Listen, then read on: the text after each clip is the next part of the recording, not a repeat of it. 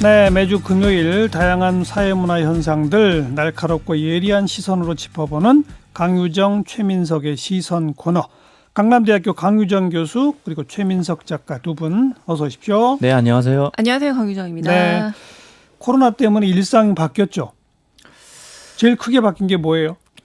저는 일단 뭐 코로나가 오지 않았다면 사실 제가 이 시간 이 자리에 없을 거예요. 이 시간에 집에서 프로야구를 보면서 쉬고 있겠죠. 예. 그러니까 예, 프로야구 되게 좋아하는군요. 예. 근데 원래 코로나가 오기 전에 제가 이제 글 쓰는 사람이지만 뭐 글쓰기 강의도 하고 행사도 하고 뭐 소설가 최민석과 함께하는 어떤 뭐 문화 탐방 그렇죠. 이런 여행 프로그램도 하고 저 같은 경우는 그러니까 제 일은 오프라인에서 하는 대면 일자리가 굉장히 많았어요. 그랬겠네요. 근데 그런 게 이제 다 불가능해진 거죠. 맞아요. 그래서 결국은 저 같은 글쟁이가 할 수 있는 것은 글을 쓰거나 아니면 뭐 말을 하는 건데 근데 코로나로 인해서 경기 침체가 오다 보니까 이 원고 청탁도 줄더라고요. 원고 청탁까지? 예. 왜냐하면 출판업계의 재정 건전성이 그렇게 뭐 탄탄하지 않거든요. 물론 뭐 말할 자리도 없어져, 글 쓸 기회도 없어져. 큰일 났네요. 그래서 남은 건 방송밖에 없다. 그래서 저는 오히려 제 시간표가 좀 늘었어요. 무슨 말이냐면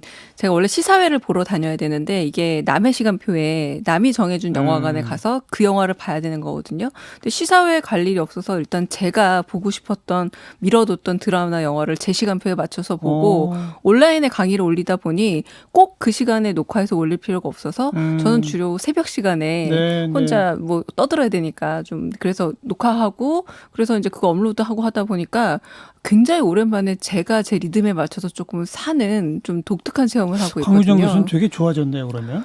저는 조금 죄송합니다. 이름 물론 많이 줄었습니다. 많이 줄었습니다만 이렇게 굉장히 남의 시간표에 쫓아가던 일상에서 아마 재택근무하시는 분들도 비슷할 것 같아요. 일을 하긴 하되 내 시간표 내가 되게 내 바이오 리듬에 맞는 시간에 할 수 있는 거 좀 독특한 체험은 맞는 것 같습니다. 저는 저녁을 잃었는데 교수님은 새벽을 얻으셨군요. 저 원래 새벽 좋아하는데 네, 새벽에 일 많이 합니다. 네. 네. 두 분 다 근데 굉장히 큰 변화들이 있네요. 그렇죠. 저같이 매일 생방송하는 사람은 변화가 거의 없어요. 방송국이 제일 변화 없는 것 같아요. 재택근무를 하고 싶어도 할 수도 없고요. 맞아요. 네. 오늘 이제 이 얘기를 왜 꺼냈냐면 2040년, 지금으로부터 20년 후를 한번 미리 들여다봅시다. 그 사회에 어떤 모습들이 펼쳐질까? 코로나 사피엔스 2040년, 2040년 미리 보기 이런 제목을 한번 붙여봤거든요. 머릿속에 그려지세요? 지금부터 20년 후? 저는 그려져요, 사실. 어떻게? 왜냐하면 제가 어렸을 때 너무 많이 미래지향적인 영화를 많이 봤어요. 가령 토탈 리콜 이런 작품 있죠. 공상과학. 네, 그런 SF 영화 보면서 곧 2000년만 넘어도 뭐 이렇게 블레이드 러너 이런 것들을 보면은 2000년대 초반 얘기잖아요. 저렇게 되겠거니 하고 살았는데 하나도 안 바뀌더라고요. 별반 우주를 날아다니는 그러니까, 일종의 좋아요. 셔틀이 있고 이럴 줄 알았는데. 근데 그려져요? 지금 20년 후가? 저는 첫 번째 뭐예요? 제일 큰 게? 별반 다를 게 없을 것 같다라는 생각입니다. 저는 되려 별반 다를 게 없고 뭐 인터넷 처음 등장했을 때 전 세상이 바뀔 줄 알았어요. 그래서 다들 책도 안 보고 다들 이북만 볼 거다. 이제 책은 이제 도서 출판 업계는 정말 망했다 이랬지만 여전히 도서 출판 업계에서 이북과 전 책의 그 수준은 비슷하게 독자가 전체 떨어져 나가면 나갔지 이북이 승리하지는 않더라고요. 그래서 그런 부분에서 디테일은 바뀔지 몰라도 큰 변화는 없을 것 같다는 게 사실 20년으론 제 생각은 그렇습니다. 네. 저도 뭐 10년 전에도 제 책은 별로 팔리지 않았고 지금도 별로 팔리지 않기 때문에 큰 변화는 없는데 제가 생각하기에는 저도 이 분야에 좀 관심이 있어서 사람들 만나면 물어도 보고 뭐 그러다가 좀 재밌는 얘기를 들었어요. 뭐요? 광고 업계가 그 포스트 코로나 이후의 상황에 대해서 어차피 자기들은 물건을 팔아야 되니까 굉장히 연구를 많이 하고 있더라고요. 그래서 그쪽에서는 어떤 회사에서는 태스크 포스 팀이 꾸려져서 뭐 이런저런 자료도 살펴보고 하는데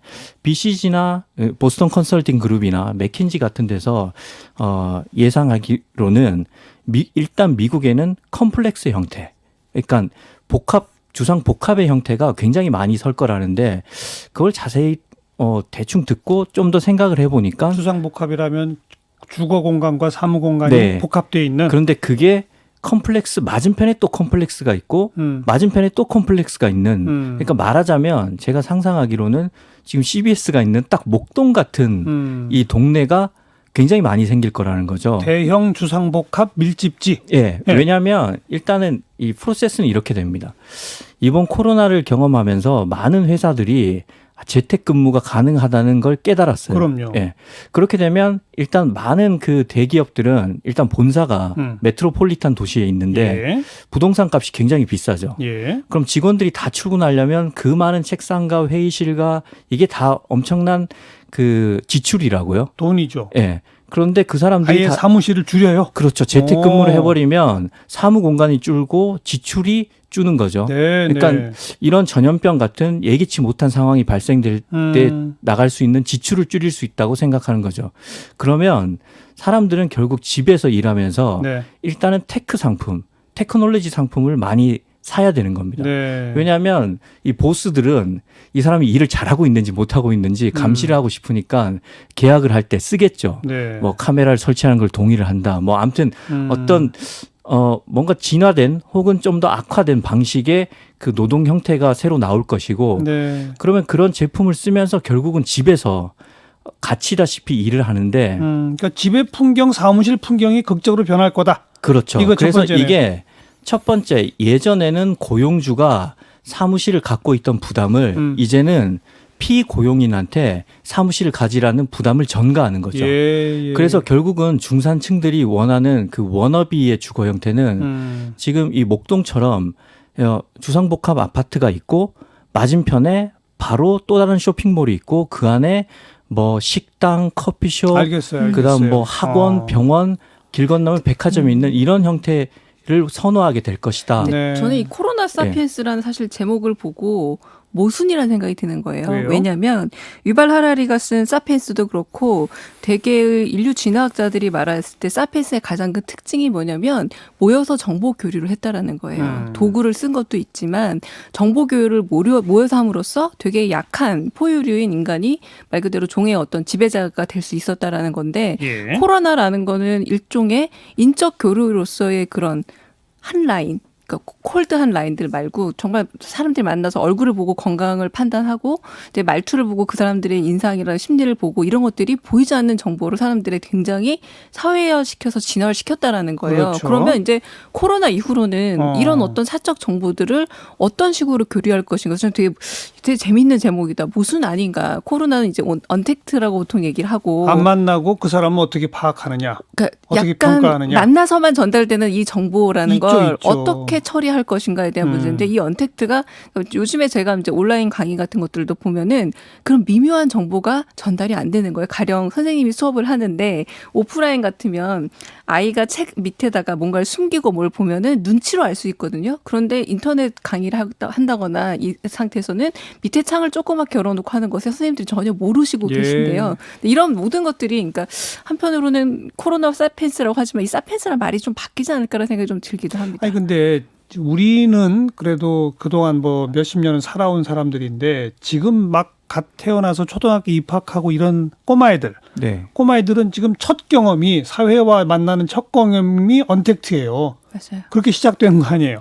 이들이 20년이 지나서 20대 중반 30대가 되면 그들은 어떨까요?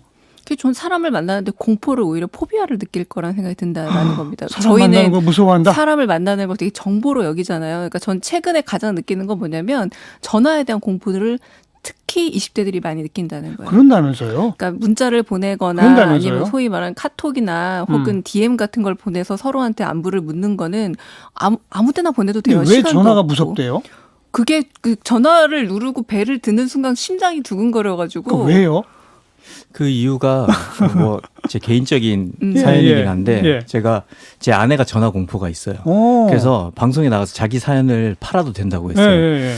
일단은 그 말씀하신 것처럼 전화는 얼굴이 안 보이잖아요. 네. 그러니까 오해가 발생할 소지가 많기 때문에 그게 두렵다는 거고 또 다른 제가 이게 너무 궁금해서 20대들한테 많이 물어보니까 네. 전화를 해서 불친절을 경험하는 그 스트레스가 너무 크다는 거죠. 예컨대 전화를 해서 뭐 음식 주문을 할 때 예. 여기 몇 동 몇 톤데요. 치킨 돼요. 그러니까 예, 돼요. 뭐 이렇게 막 퉁명스럽게 대답을 하면 그 사람과 전화를 끊고 난 다음에 나 혼자 나만 친절하고 나 혼자 마음의 상처를 받는다는 거죠. 그러니까 이런 문화 때문에 배달앱도 주문하고 뭐 택시를 탔을 때 불친절한 경험을 한다든지 네. 뭐 이런 그 흐름이 있거든요. 근데 사실 아무튼 잘 모르겠어요. 그 우리가 소위 말하는 예의라고 부르는 것들 있잖아요. 그런 것들을 예의가 전화선상에서 더 잘 안 지켜진다는 거예요.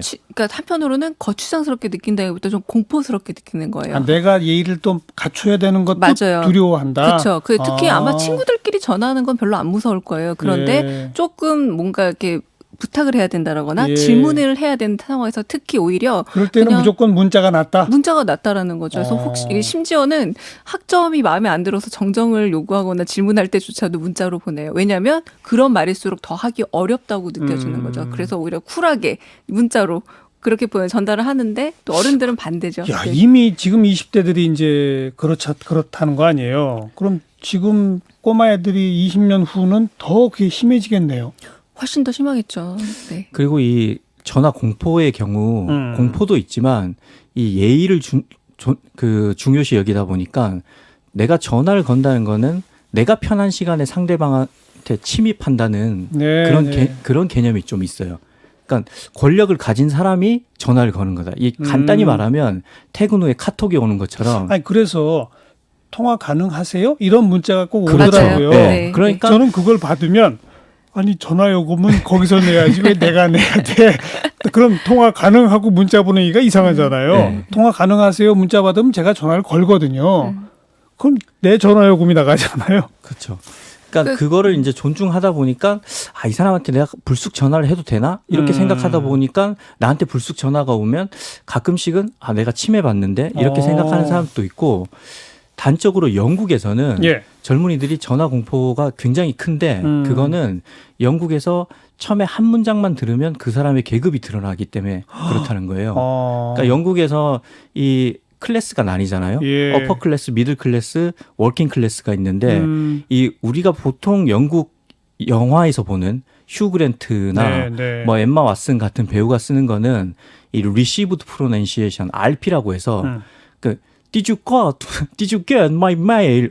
이게 그 옥스포드나 캠브리지 같은 대학을 나오고 명문가에서 자란 사립학교에서 다닌 사람들이 쓰는 3%의 영어라는 거죠. 그래요. 그 특히 영어 표현은 억양과 이런 것만 들어도 구별이 그렇죠. 된다고 하더라고요. 그러니까 미들 클래스가 있는 영어가 따로 있고 워킹 클래스가 쓰는 영어가 따로 있기 때문에 전화만 하면 내 계급이 드러나는 게 이 영국 사람들이 두려운데 그런 관점에서 보자면 전화를 하면 한국 사람도 내가 어느 지방 출신인지 내 언어에서 어떤 교양이 묻어나는지 네. 이런 게 이제 또 두려울 수도 있다는 거죠. 그러니까 그건 이제 전화 공포증 얘기고 예. 이제 그건 그 정도 하고 예.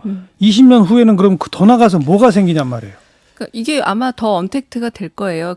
워낙에 마샬 맥루한이 이제 쿨미디어, 핫미디어 나누면서 점점 체온이 떨어지는 쿨미디어 쪽으로 가게 될 것이라고 벌써 수십 년 전에 예고를 했잖아요. 근데 비슷하게 또 커뮤니케이션 학자 중에 한 사람이 어떤 얘기를 했냐면 사람들이 되게 빅브라더가 돼서 이런 정보 세계가 미래를 우리를 침범하고 다 통제할 거라 생각했는데 정반대로 올덕스 옥슬리가 쓴 멋진 신세계처럼 우리가 좋아하는 게 우리를 더 통제하게 될 거라고 얘기했는데 사람들이 저는 이런 SNS 미디어라던가 언택트를 더 좋아하게 될 거라는 거죠. 그걸 통제로 여겨서 많은 사람들이 말하자면 우리가 팡이라고 부르는 그것들 그쪽 서버만 털어도 내 정보가 다 나와. 말하자면 페이스북이라던가 카카오톡만 털어도 내 정보가 다 나와. 이런 어떤 두려움이 아니라 그게 없으면 못 사는 형태로 더 재밌어하고 사람들은 어떤 방식으로든 미디어를 통해서 만나게 될 거지 직접적인 만남은 오히려 좀 덜하게 될 거다라는 게 좀 예측이 아닐까 싶습니다. 지금 현재도 많은 사람들이 그 한 방에 같이 앉아서도 서로 대화를 나누지 않고 각자 스마트폰만 들여다보고 뭔가를 하고 있다. 이 소통 부재의 시대 막 이런 얘기 하잖아요. MT가서 제일 두려운 게 콘센트가 하나밖에 없는 방이에요. 다들 뭔가 이렇게 연결을 공포죠. 해야 네. 되는데 콘센트가 하나밖에 없으면 다들 패닉에 빠져가지고. 그래서 이미 그런 걸 좀 걱정하는데 네. 앞으로 그건 더 심화될 수밖에 없다. 그러면서 아마 아예 한 방에 모이지도 않는다. 그렇죠. 그 클럽 문화는 발달할 것 같아요. 왜냐하면 오히려 그 소통이 불가능한 상황에서 소통 안 해도 되지만 집단적인 어떤 부딪힘이 가능한 공간들, 거의 원시적인 형태의 축제 공간 비슷한 것이 클럽 공간 같은 그렇죠. 것들이잖아요. 예. 그러니까 굉장히 언택트가 강해질수록 시끄러운 음악 속에서 무의미하게 서로 지나쳐가는 뭐 사실 이것도 많은 미래학자들이 했던 말이기도 합니다만 또 그런 또 정반대 현상으로 그러니까 좀 극단적으로 돼서 작은 스몰 특코는 사라지고 좀 이렇게 예. 미디어를 통해서 얘기하거나 아예 그냥 부딪히거나 이렇게 되지 않을까 제가 싶기도 그 합니다. 말씀을 드리려고 했는데요. 예. 예. 그러니까 이 역사의 흐름을 보면 예술이 뭐 바로코 양식, 로코코 양식 굉장히 화려한 게 있으면 여기에 반대하는 이성적이고 차분한 신고전주의가 나오고 그다음 극단적인 보수 정권이 나오면 사람들이 여기에서 반대해서 진보 정권이 나오고 이러잖아요. 정반합의 예. 논리죠. 그게. 그러니까 결국은 다 통제하고 억제하고 규율된 생활을 전염병을 많이 겪으면서 하다 예, 보면 예. 오히려 반발하면서 우린 더 만나야 돼.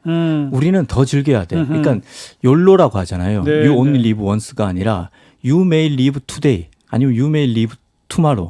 우리가 어쩌면 오늘 하루 그냥 재밌게 살자. 그 극단적인 욜로가 올 수 있는 거죠. 그러니까 마치 60년대 샌프란시스코에서 뭐 플라워 무브먼트를 했듯이 새로운 히피 세대가 나올 수 있는 거죠. 뉴 히피. 예, 뉴 히피 제너레이션. 어. 더 만나고 더 자연 속으로 돌아가고 예. 더 술을 마시고 파티를 하고 그런 문화가 더 확산될 수 있는데 근데 이거는 젊은 층에서 젊은 층의 소수 오피니언 리더 뭐 예술가들 이런 쪽에서 일어날 나올 수 경향 있겠네요. 예, 그런 나올 수 경향이 있겠네요. 있을 수 있고 또 또 중산층들은 이 컴플렉스에 모여 살면 네, 네. 부유층은 오히려 모든 걸 통제할 수 있으니까 양평 같은 전원으로 가는 거죠. 거기서 자기들만의 주택을 짓고 살고 이런 식으로 좀 세분화될 것 같아요. 네. 언택트 강화, 뉴 히피 제너레이션 탄생의 가능성, 집의 공간의 변화, 그리고 사무 공간의 변화.